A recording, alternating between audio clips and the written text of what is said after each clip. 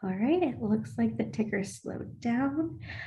Hello and welcome everyone to the Case Western Reserve University's Masters in Arts, a Master of Arts in Bioethics and Medical Humanities Clinical Ethics event today. We're really excited to have you. My name is Sam. I work in the Enrollment Management Office today, and I will be your host for the webinar. So anytime that you have any questions, they'll be directed at me, and I will be able to help direct those to my co-host. Very excited to announce her, but before I do that, let's get through the agenda real quick. So today we're going to talk about Case Western Reserve and the School of Medicine as a whole. We're going to dive deep into the clinical ethics side of the degree program. Then we're going to talk a little bit about the actual degree program and all of the different facets of it. And then at the end of the presentation today, we're going to talk about the application process and deadlines and helping you figure out when the best time to apply would be. And then last but not least, we will do a Q&A.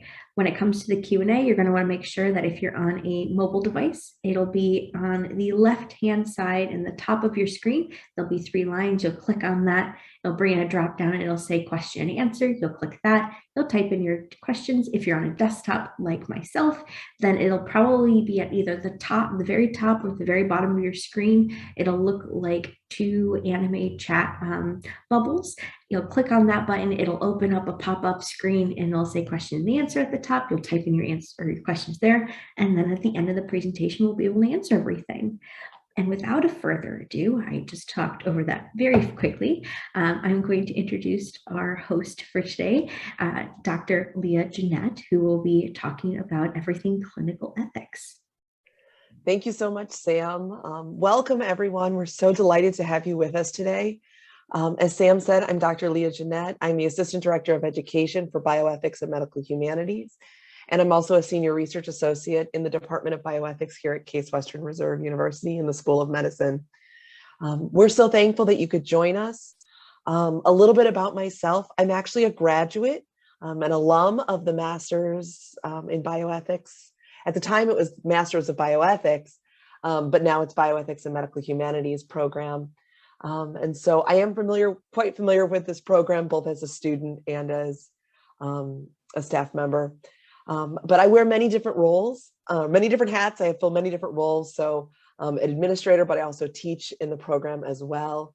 I teach an adolescent health and bioethics course. I am the course director for our clinical ethics rotations course, which we'll talk quite a bit about today in this webinar. I'm also a clinical ethicist, which we'll talk a little bit about clinical ethics in the hospitals. And so when there's ethical issues that come up with patients and families and medical teams in the hospitals and at the bedside, I'm called in to talk with these teams and the families and help kind of navigate those waters and figure out what's going on and provide recommendations to the team and the families on how to move forward. They can be quite challenging, and there's not always one right answer. And so it can be quite labor intensive, depending on what the case is. It also could be a simple phone call. It really is very case specific on how we approach these things. So, and as Sam said, if you have questions, please feel free to submit them in the Q&A feature. We're happy to address those as we either go along or towards the end, depending on what the question is. So to get us started, Case Western Reserve School of Medicine, we are #1 in Ohio, and we're ranked 25th in the US. Our school, our department, and our master's program is located in the School of Medicine. We also collaborate with a lot of the different schools across the university as well. So the School of Law, the Mandel School, which is where the social work program is, the nursing school, and the business school. We do a lot of collaborations across the university, the engineering school as well. We are known for the research that we do here, both in our department and across the university, and also the partnerships with the hospital systems here. And you'll see in a little bit as we highlight the hospital systems here in Cleveland are fantastic, and the ways that our students have opportunities to be embedded in these hospitals are amazing. So, but research is a big deal at what we do at our university. Our faculty and staff are heavily involved in research. On a qualitative level, there's NIH, the National Science Foundation also funds research. There's private foundations that fund research, and there's just amazing ways that students can get involved in that as well.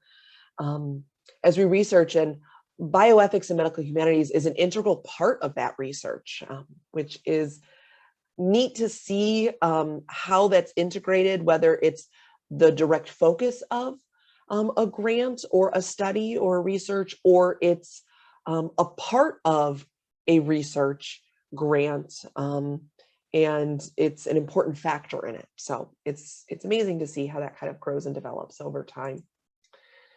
So one of the big questions we're often asked, and it's a great starting point for us to kind of think about, is why study bioethics and medical humanities? And the answer to this question has changed over the last 2 years. If you would have asked me this question in 2018, 2019, a lot of people weren't as familiar with the term bioethics or even the term clinical ethics as much. But since the pandemic, people are much more aware of bioethics and clinical ethics and medical humanities. And we now radically see how constant advancements lead to big questions, right? So should we intervene? Can we ensure justice and respect for persons in research and clinical practice? What kind of values should inform policy and practice?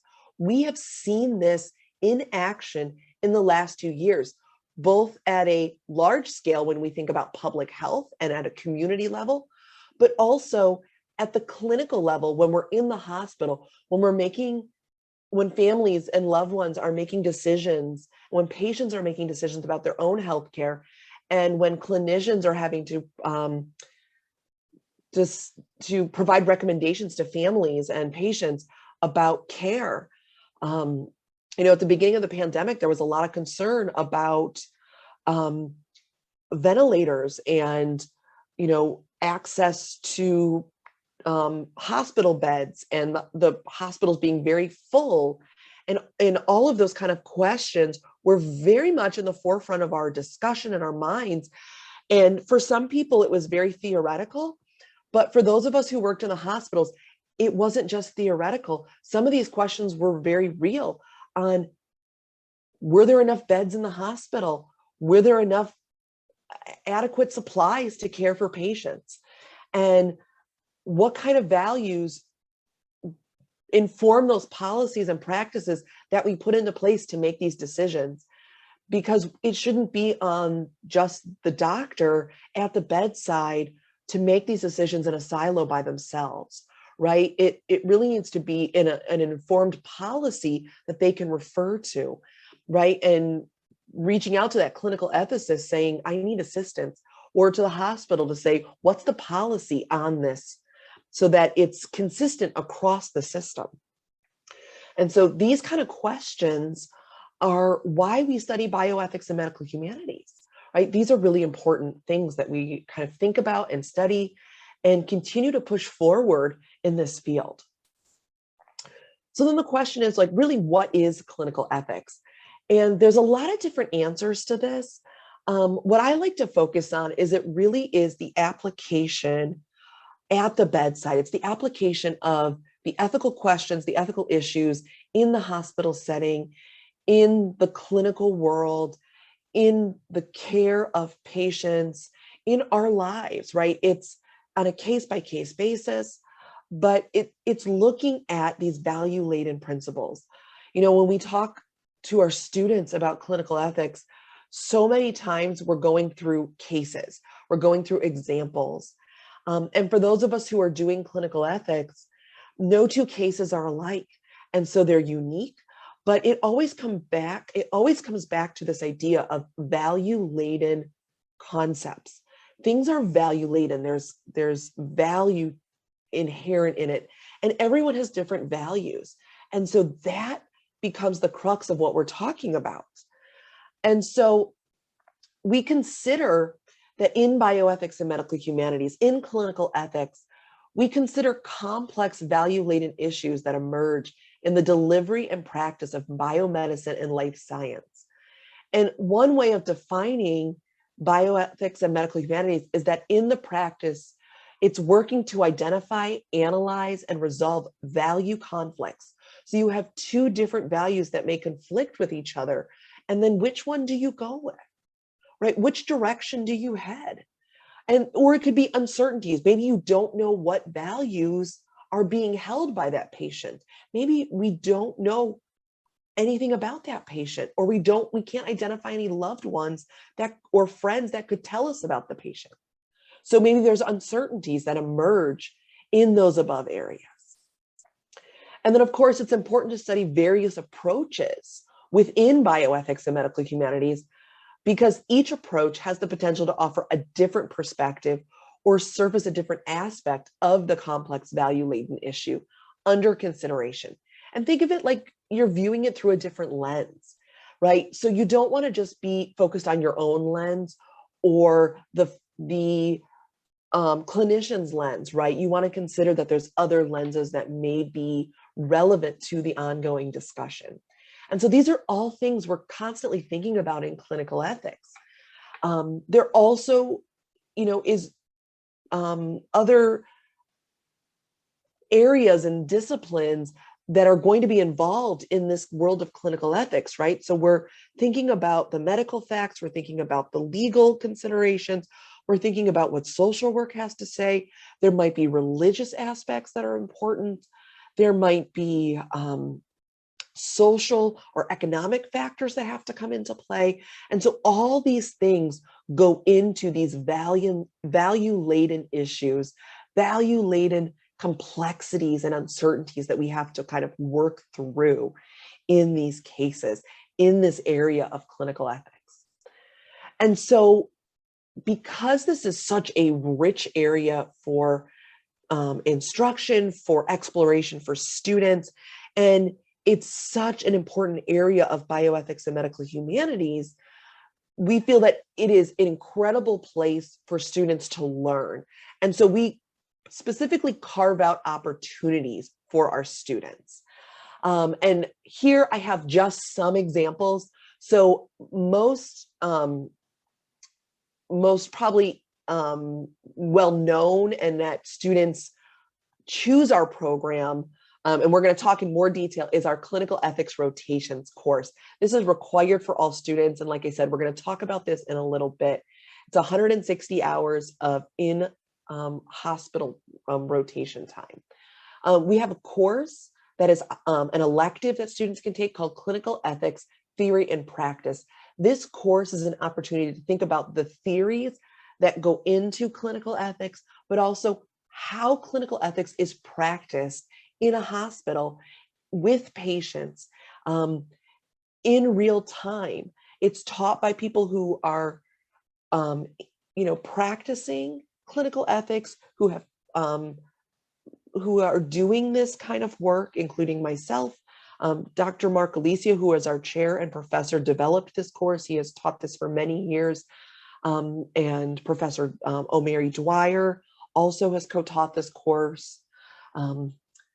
Professor Elise Ellick also co-teaches this course. And then we bring in speakers from our area hospitals, from the region, to come in and give really amazing talks on different theories, different topics that really highlight this. And of course, we bring in cases to talk about these theories, these practices. So topics can range from end-of-life issues to adolescent health to things like gender dysphoria. So very relevant topics that are, really kind of the moment, that are very precedent and kind of engaging our students that are very interested. But then we have, like I mentioned, end of life is kind of a very classic topic in clinical ethics. And then there's also opportunities to learn from clinical ethicists in and out of the classroom. So clinical ethicists that might be at our area hospitals are asked to come and give talks within our various classes, like Foundations of Bioethics 1 and 2. But then there's also opportunities to possibly learn from them out of the classroom. So shadowing them and learning from them. And of course, depending on how interested you are in clinical ethics, you even can choose that as your capstone focus. So there might be one area of clinical ethics that you really are excited about and passionate about, and that could even be your capstone paper topic. And you could ask a faculty who is a clinical ethicist to even be your faculty reader and really do some deep dive research into an area of clinical ethics as your capstone, and there's always potential for publication there. And of course, there's also research opportunities. So faculty might be working on a research project that's related to clinical ethics, and you could get engaged in that way as well. So many areas to get engaged with clinical ethics. Cleveland is an amazing city because we have 4 hospitals here that are connected to Case Western Reserve University. Cleveland Clinic is probably the most well-known across the world, but so it's a private hospital system. It's very highly ranked, not only at a system level, but also at an individual specialty level. We have MetroHealth, which is the county hospital. This hospital system serves underinsured, uninsured patients. It also has the region's adult burn unit. It also has an emergency level 1 trauma. We have the VA hospital. This is the 4th largest veterans hospital in the country. And you're going to see really unique care there that you're not going to see at the other 3 hospitals. They also have really unique ethical issues because, again, they're seeing a very unique population. And then we have University Hospital, which is another private hospital here. That's actually where I'm a clinical ethicist at. And they also have Rainbow Babies and Children's Hospital there. And so you're going to see really unique pediatric issues, neonatal issues. They also are a level 1 trauma. And so you'll see quite an extensive emergency room there as well. Our students are able to rotate at all 4 of these hospitals. The goal is to get you at one public. So either the VA or Metro, and then one private, Cleveland Clinic or UH. And so that's the focus of one semester at a public, one semester at a private. So a little bit more detail about clinical ethics rotations. So as I said, it's 160 hours inside public and private teaching hospitals here in Cleveland. The idea is that you get to do kind of 3 categories. So we have rounds. So things like general floors, ICU units, including medical, pediatric, neonatal, burn, trauma, cardiac, surgical, and others. It really depends on what hospital you're assigned to and the types of available rounds. Of course, step-down units. You're rounding with attendings, residents, PAs, NPs, nurses, medical students, and of course, other bioethics students. The second category is committee meetings. So you've got ethics committee meetings, transplant, human or animal research committee meetings. There's also policy committee meetings and many other kinds as well. These can meet monthly or even biweekly. There's a whole host of things that these committees may address, including policies, patient decisions, or even research protocols.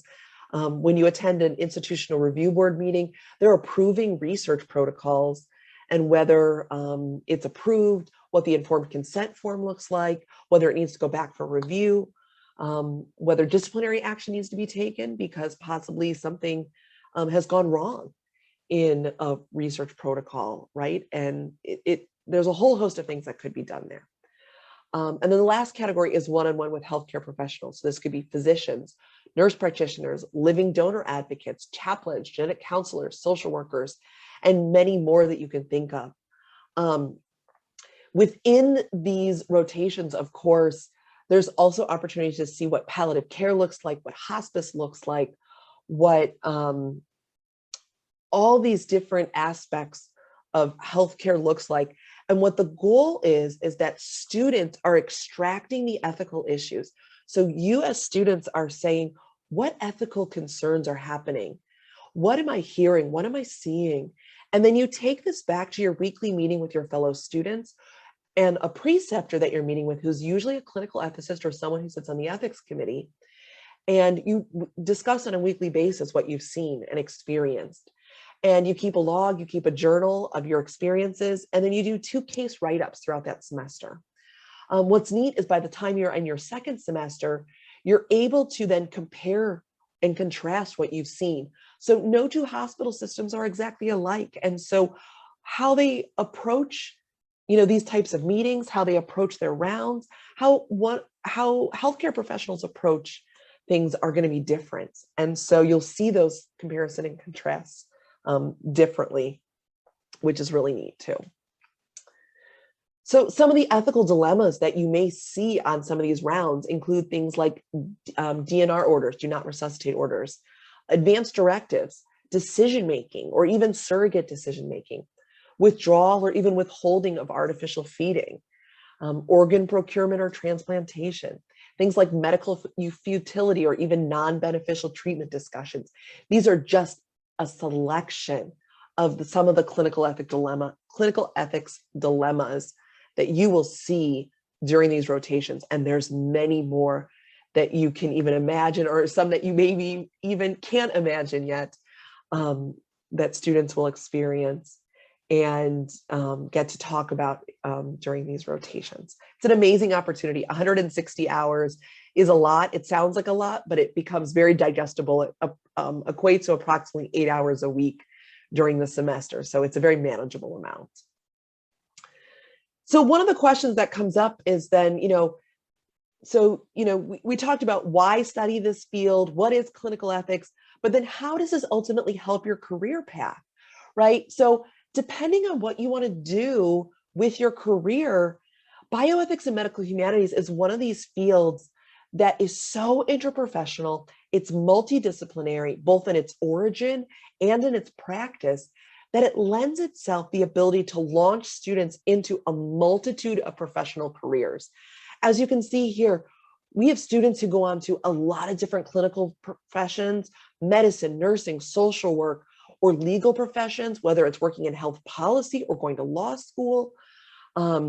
We have students who go on to work in research or regulatory work, students who go on to arts and humanities. We have students who go on to be bioethicists, or like myself, clinical ethicists. They work in public health or other academic professions. The other thing that it does, it provides a space for students who are looking for the opportunity for discernment, right? You might be undecided. You might say, I really like the law, or I really like medicine or healthcare, but I'm not sure exactly where that fits in. Or I would really like to get some type of advanced degree, but I'm not exactly sure what direction. Maybe it's sociology, maybe it's history, maybe it's anthropology. This provides you that opportunity to kind of explore that world as you prepare to apply to a PhD program. And so it really provides discernment for the undecided. Our faculty are very interprofessional. They're very multidisciplinary. They come from such a variety of disciplines and fields. And so there is space to have that conversation. There is space to see how they have seen that overlap. And so it provides an amazing opportunity for discernment for students. So a little bit more detail about our program. So we are currently in our 26th year. For students who do our program full time, it can be completed in 2 semesters. Most students start in the fall semester. That's the best way to do the scheduling. So you'd start in August and graduate in May. Some of the highlights, there's personalized advising for each student. So you are assigned one of our faculty as an academic advisor. We try to match you up based on your interest, your background, and kind of what direction you think you're headed in. Approximately 13 and a half out of 30 credits are electives to allow you to customize your curriculum. And then if you add in the capstone, which, the topic that you choose is completely up to you, that actually gets you to exactly half of the credits end up being really customized. We have something called student assistantships, which provided you submit an application for our program, you can apply for. This allows you to offset tuition with a partial tuition waiver for those who are chosen to receive a student assistantship. And so that's an amazing opportunity to receive like I said, a partial tuition waiver to offset tuition. It's based both on need and merit. So if you're interested in learning more about that, please reach out to us. We have 2 optional concentrations within our program. You do not have to do a concentration, but if you're interested, we have 1 concentration called Medicine, Society, and Culture. It's really focused more on the medical humanities side of the program to give you a deep dive into thinking about how we look at healthcare and medicine beyond just the biology. It's a great way to think about medicine and society and social medicine and community. And then our second concentration is research ethics. So the ethical issues in research and the ethical issues of research. And then lastly, we also have dual degree programs. You can learn more about this on our website, but I will say in order to be accepted into a dual degree program, you have to apply to both of the degrees independently and be accepted independently in order to be considered a dual degree student. So in order to apply to the program, materials that are required, we need transcripts from all undergrad and grad programs. We look for a statement of purposes as 1 to 2 pages, telling us your interest in bioethics and medical humanities, and then how that fits into your overall career path. And that can include telling us you're not exactly sure what your final career path is, and that's okay. We're looking for transparency. A CV or a resume, and then 2 letters of recommendation, including 1 from a faculty or professor. Once we have your completed application, we have someone who reviews your application. We have someone else who will interview you. And typically a decision can be rendered within 2 to 3 weeks once we have that completed application submitted. So we do a rolling application, so it's pretty quick. In terms of deadlines, so our next deadline is May 15th. That's our priority 2 deadline. If you submit an application by May 15th, you will be eligible for our student assistantships. If you want to submit a student assistantship application, that it has to be submitted by June 1st. Our final deadline in order to start with us in August is August 1st. And then of course, classes will start at the end of August. So at this point, we'll take questions. You can submit in the Q&A, or you can always email us at bioethics@case.edu.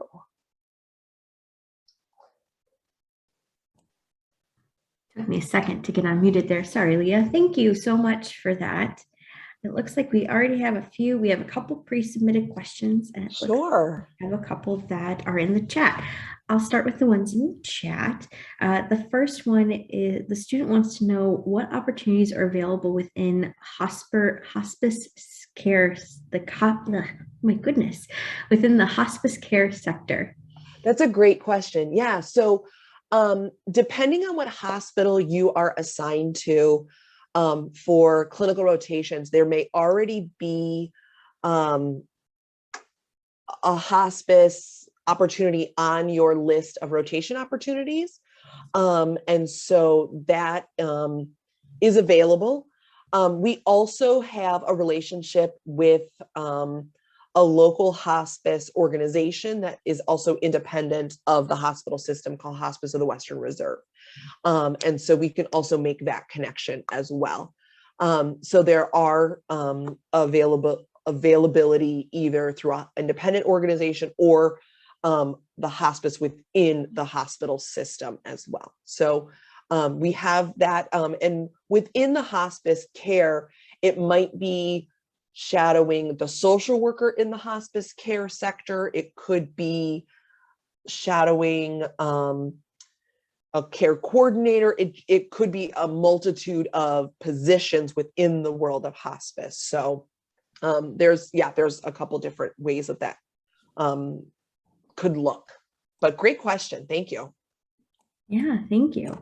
The next question is when it comes to the clinical ethics rotations, does the role that a student play, does that depend on the day? Will they come in knowing this, or is it kind of just depending on the needs at the hospital at that given time within the rotation?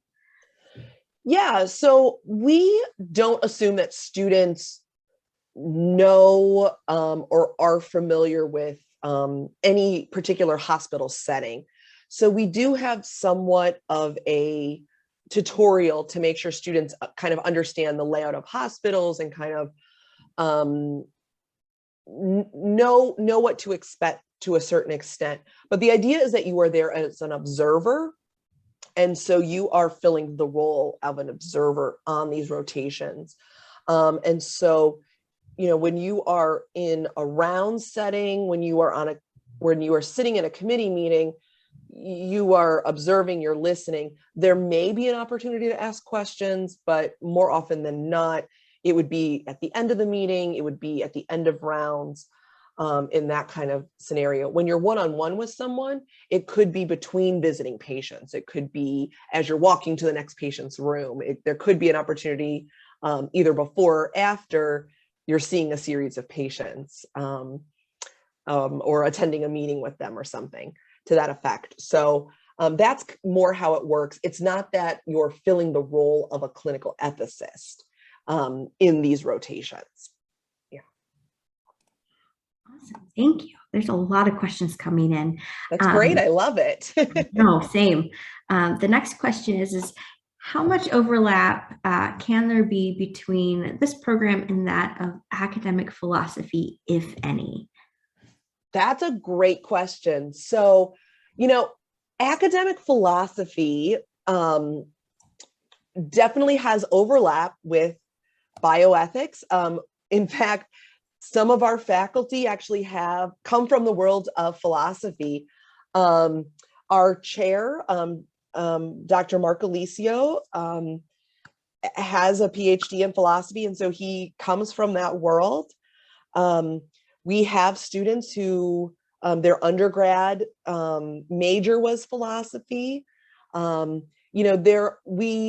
At the beginning of our foundations course that all students have to take, Foundations of Bioethics 1, we talk about, philosophical theories, because it's important to have those concepts in order to understand these things, in order to build your knowledge of approaches in bioethics. And so there definitely is overlap.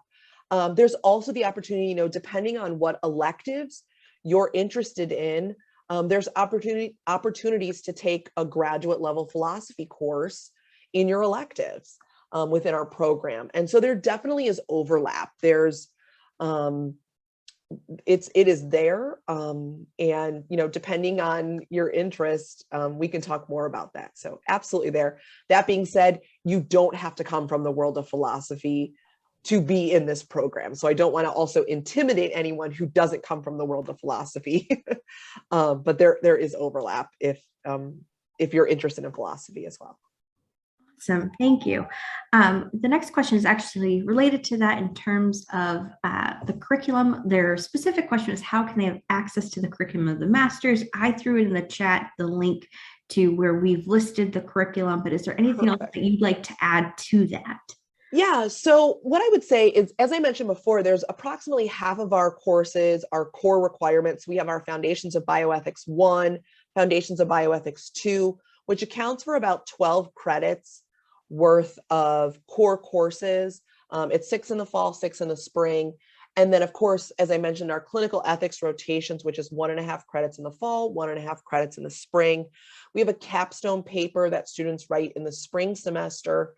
But beyond that, it's very much focused on electives, and electives can be both internal within the department, but also external across the university. And so we really allow students to kind of create a curriculum and a program that launches them into the next phase of their career. And so if you're looking at gaining more clinical experience, focusing on clinical ethics, you can have courses that make more sense for that. If you're looking at going to law school, you can take classes in the law school, so you're focusing more on health law. If you're looking at anthropology or sociology or history, you can take courses that focus more on that, or public health. And so that's what I would say about the curriculum. Yeah. Awesome, thank you. For students that are looking to apply, they're curious about what is the average GPA of acceptance, and do they need to submit any sort of test score? Yeah, test scores are entirely optional. So we do not require test scores, whether it's an MCAT, a GRE, an LSAT. So totally optional. An average GPA, I would say, is probably around a 3.5. I would say anything 3.0 or above, you're probably in a good position. If it's below a 3.0, we tend to do a more closer look at your transcript to see why you had below a 3.0 GPA, to see if there were specific courses that you really struggled in. And so that's where we look. We don't have an official GPA cutoff though, for applications. Awesome, thank you. The next question is there any partnership agreement with the medical school? I know some programs do have automatic interview opportunities, and so the student was just curious if our program also offered that. We do not at this time. Awesome. And then for students that are looking to apply for the next cycle, so for 2023, when should they look to apply? So applications for the next cycle would open like early September. We typically send out like an email announcement. So provided you're in our system, marked for like a fall 23, you would get that email announcement too. And I'll make sure that the student is marked as such so they get that email when it does open up. Awesome. The next question is are our admissions rolling? They are. So, I guess I should clarify to make sure that we both understand what rolling admission looks like. So we are constantly reviewing applications when they come in, and we take applications for this cycle all the way up until August 1st. So as the application comes in, we are looking at it, provided the application package is complete and we have everything, we will immediately review it and get a decision rendered within 2 to 3 weeks. And the majority of our students start in fall semester. So if that's what you're meaning by rolling admissions, then yes. Perfect, thank you. The next question is taking a little bit of a pivot. The student wants to know about how easy is it to gain research experience? And if a student doesn't have any, how can they get started? So research experience within our department, or with like outside our department? That's a great question. The department. They specifically say within. So within our department, so if you have one avenue is through our student assistantship program. So if you're looking for that avenue, the student assistantships are quite competitive. They are open to anyone who has submitted an application. And then of course, ultimately, if you are accepted into the program and then choose to join us, and then are offered a student assistantship, that's one way to become a student assistant that has a research slot with us. But then students who don't do that route could ultimately approach our department, whether it's through me or through our assistant director of research, or just directly through one of the faculty and ask about getting involved in research. And that happens all the time. So it happens quite a bit, and students easily can get involved. So faculty love when students get involved. So it's actually not that difficult at all. Faculty are always looking for ways to get students involved and are very open to it. Yeah. Awesome. So the next question is actually directed towards you and your experience in the master's program. The student wants to know, what was your favorite part about being a student? And now on the flip side of being a part of the department, what's something that stands out to you about the master's program? Wow. So my favorite part of being a student, I think I my favorite part, and I think the thing that stood out to me the most as a student was how accessible the faculty were to me. I was expecting them to be much more inaccessible. Um, I I guess that was what I expected, that they weren't going to be so personable, but they were. They are experts in bioethics and medical humanities, and yet they absolutely made time for students. And frankly, they still do. And that part amazes me, that their love of students, their love of teaching is still very much a high priority. And I absolutely love that about our master's program. It is so important to us. But I think as a student, I was surprised by that. But now that I'm on the other side, I see that is a part of who these faculty are, and the staff are, and it's like ingrained into the program. It's grained into kind of the culture of the department and the program. And I think it's an amazing piece of it, that they are so willing to talk to students, whether it's about the course or the topic that was covered in class, or just sit down and have a cup of coffee and say, like, I need some advice on what to do next. And I think that's an amazing element of our program. So, yeah. It's a great question, though. Yeah, no, absolutely. It looks like our questions are slowing down. We only have a couple left. But the next question is what qualities and undergraduate experiences is the department looking for out of its applicants? We are looking for students who are excited about learning. To us, that is really important. We are very open to a lot of different experiences. There isn't one type of undergrad experience to us that outranks another, because bioethics is so interdisciplinary, interprofessional.